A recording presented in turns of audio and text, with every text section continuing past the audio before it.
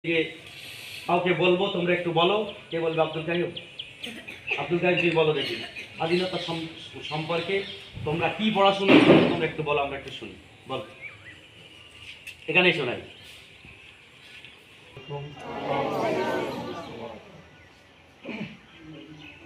সুপাররন্দের সর্বপ্রকার প্রশংসা জ্ঞাপন করি সেই মহান স্রষ্টার ইলাহি দরবারে, যে মহান রব্বুল আলামিন আল্লাহ পাক পৃথিবীর নিকৃষ্টতম জায়গা থেকে বাছাই করে আজ এই সুন্দর একটি অনুষ্ঠানে কিছু বলবার মতন তৌফিক দান করেছেন। তার ইলাহি দরবারে অসংখ্য শুকরিয়া জ্ঞাপন করি, সকলে বলি আলহামদুলিল্লাহ। তারপর পরে স্মরণ করি স্রষ্টা শ্রেষ্ঠ মানব বিশ্বনবী সাল্লাল্লাহু আলাইহি ওয়াসাল্লাম, তার দরবারে অগণিত দুরূদের সালামের নজরানা প্রেরণ করি, সকলে বলি সাল্লাল্লাহু আলাইহি ওয়াসাল্লাম। যাই হোক, আমি আজ এখানে দাঁড়িয়েছি একটি বিষয় নিয়ে আলোচনা করবার জন্য, সেটি হলো স্বাধীনতা সংগ্রামে ওলামাদের অবদান। বন্ধুগণ, আমরা সকলেই জানি আজ থেকে ৭৭ বছর পূর্বে এই ভারতবর্ষ ছিল অত্যাচারী জালেম ইংরেজ শাসকের অধীনে।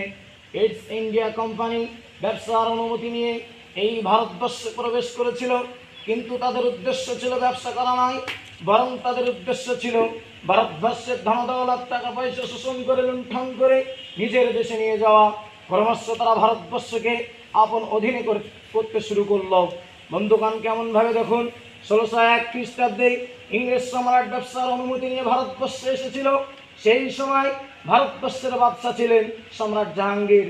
বাদশা তাদের মনোভাব বুঝতে না পেরে ব্যবসার অনুমতি দিয়েছিল এবং তাদেরকে বিশ্বাস করে বিশাল বিশাল জমি তাদের হুকুমে ন্যস্ত করেছিল।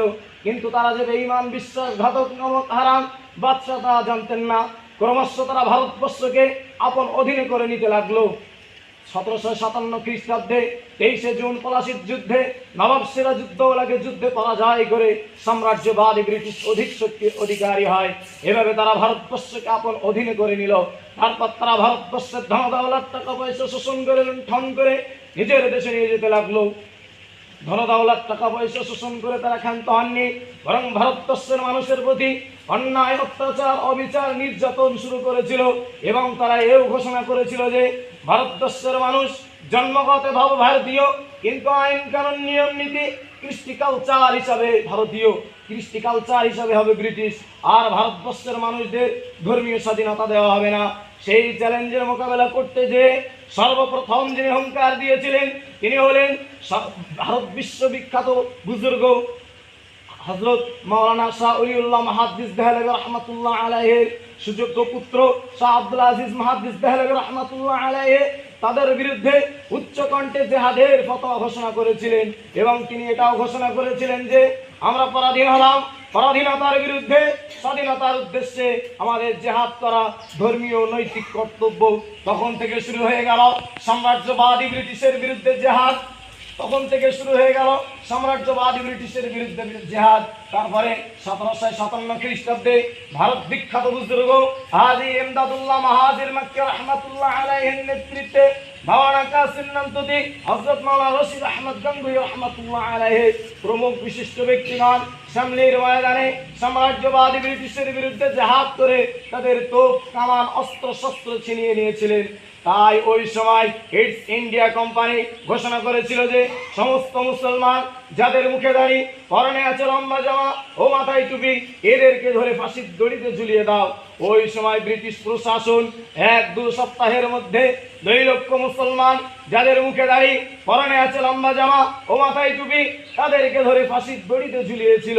তার মধ্যে প্রায় ৫,০০০ আলেম ওলামাকে ফাঁসি দেওয়া হয়েছিল। ওই সময় দিল্লি শহরে ৫০০ ওলামাকে তারা ফাঁসির দড়িতে ঝুলিয়েছিল। এই সমস্ত নিপীড়িত, নির্যাতিত, অন্যায়, অত্যাচার, অবিচার, জুলুমকে সামনে রেখে ভারত বিখ্যাত বুজুর্গ হযরত মাওলানা ফজলে হক খায়রাবাদী সাম্রাজ্যবাদী ব্রিটিশের বিরুদ্ধে স্বাধীনতা সংগ্রামের উদ্দেশ্যে জিহাদের ফতোয়া ঘোষণা করেছিলেন। দিল্লির জামে মসজিদে ৩০০ ওলামাকে নিয়ে তিনি জিহাদের ফতোয়া ঘোষণা করেছিলেন। এবং তিনি এটাও ঘোষণা করেছিলেন যে এবং তিনি তাদের বিরুদ্ধে একাধিক পুস্তক লিখেছিলেন। ওই সমস্ত পুস্তকগুলি সাম্রাজ্যবাদী ব্রিটিশ বাজেয়াপ্ত করে হায়দ্রাবাদীকে আন্দামানের সেলুলার জেলে বন্দি করে এবং তাকে শাস্তিস্বরূপ নালা নর্দমা পরিষ্কার করতে দেয়। খাতা কলম না পাওয়ার কারণে ভারত বিখ্যাত বুজুর্গ হযরত মাওলানা ফজলে হক হায়দ্রাবাদী জেলের বাংকারে বসে কাফনের কাপড়ের উপর কাঠ কয়লা দিয়ে আরবি ভাষায় সাম্রাজ্যবাদী